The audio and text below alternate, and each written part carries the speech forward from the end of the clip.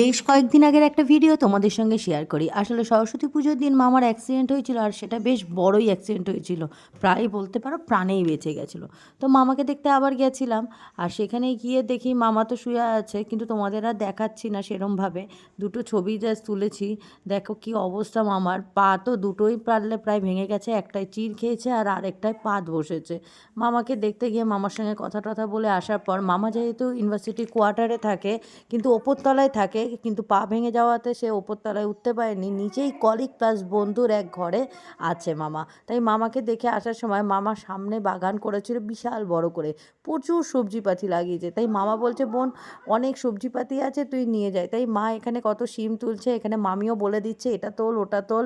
এখানে দেখেন কত সুন্দর করে মামা আর মামার বন্ধুরা মিলে বাগানটা করেছে। এখানে বেগুন তুলছি, শিম তুলছি, আর আছে কাঁচা টমেটো তুলেছি, টমেটোগুলো না এখনও পাকেনি। আর এরকম টাটকা টাটকা সবজি তুলতে কী যে ভালো লাগে কি বলবো। আর মামা তো ভেতর থেকে বলেই যাচ্ছে, বেশি করে সবজি তুলে নিয়ে যা, সবাই নেয়, তোরা নিস না, নিয়ে যা।